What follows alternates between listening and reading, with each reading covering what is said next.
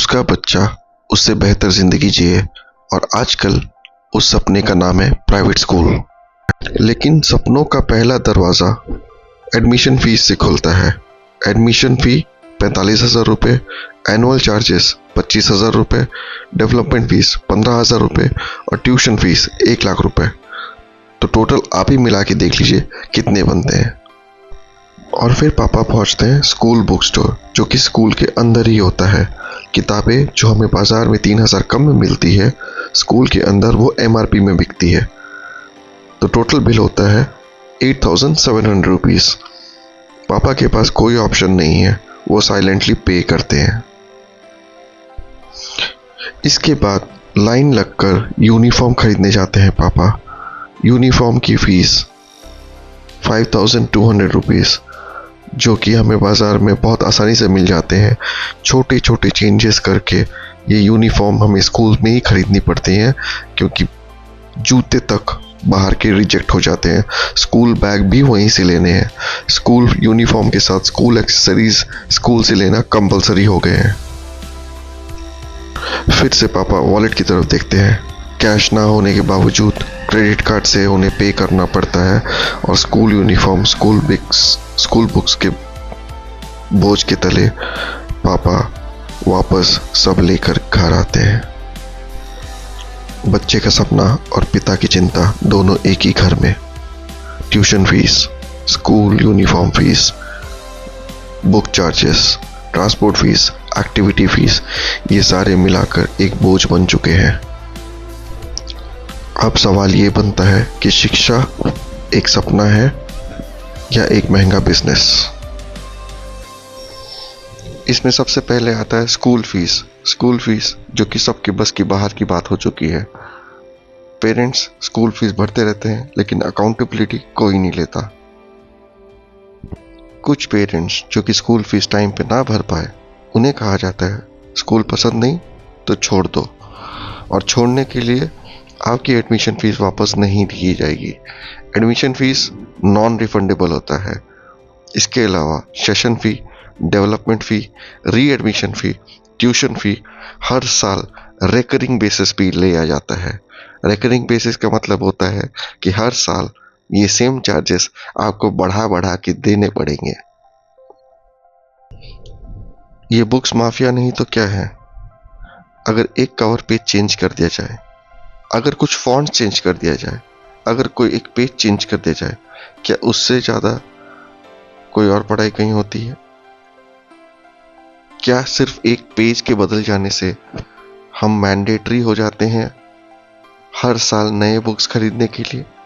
क्या पुराने बुक्स नहीं चलते हैं? अगर 50 साल पुराना सिलेबस चल सकता है, तो हमारे 1 साल पुराने बुक्स क्यों नहीं रीयूज हो सकते? हम ये कहते हैं कि हमें रीयूज करना चाहिए, रिसाइकल करना चाहिए, लेकिन बुक्स प्रिंट होने के लिए हम कितने न जाने अनगिनत पेड़ काट देते हैं, जिसकी वजह से डिफॉरेस्टेशन होता है। और वही डिफॉरेस्टेशन का ज्ञान हमें हमारी किताबों में दी जाती है, और किताबों में देने के बावजूद फिर से हमें नए बुक्स खरीदने के लिए मैंडेटरी होना पड़ता है, जो कि अनिवार्य कर दिए जाते हैं प्राइवेट स्कूल्स में।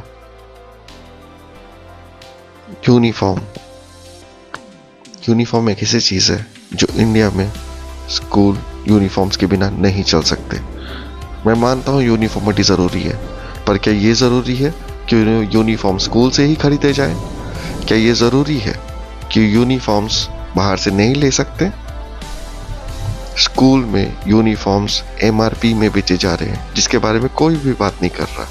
School shoes, branded school shoes, Adidas, ID, Reebok, Nike, ज़रा से स्कूल के स्टाइल बदल जाने से, ज़रा से स्कूल शूज़ के स्टाइल बदल देने से ये हमें मैंडेट कर देते हैं कि हम school books, school shoes, school uniform school से ही खरीदें।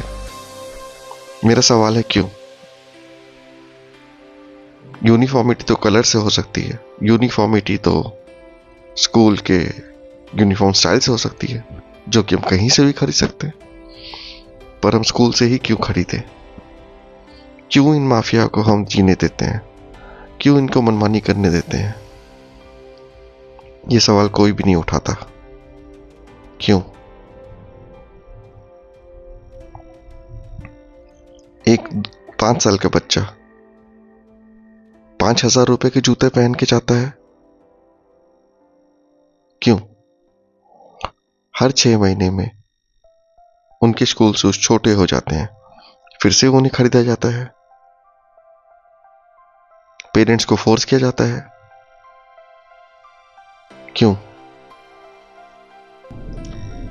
स्कूल के एक्सपेंसेस इतने ज्यादा बढ़ चुके हैं कि इंडियन मिडिल क्लास पेरेंट्स को फोर्स में EMIs लेना पड़ता है, पर्सनल लोन्स लेने पड़ते हैं। रीजन ये है कि हमारे यहाँ इंडिया में गवर्नमेंट स्कूल्स रिलायबल नहीं है। कोई भी पेरेंट जो कि एक बड़ा सपना देखता है, वो गवर्नमेंट स्कूल्स में अपने बच्चों को भेजना ही नहीं चाहता। अगर गवर्नमेंट स्कूल्स अच्छे होते तो प्राइवेट स्कूल्स का माफियागिरी कभी नहीं चल सकता था।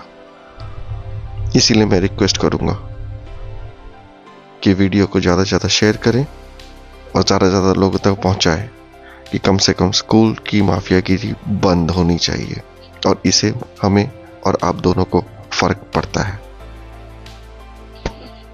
अगर एजुकेशन इतनी ज़्यादा महंगी हो जाएगी तो सिर्फ अमीर बच्चे ही पढ़ पाएंगे और हर कोई एजुकेशन अफोर्ड नहीं कर पाएगा। इसलिए एजुकेशन का क्लियर पर्पस होना चाहिए, नेशन बिल्डिंग।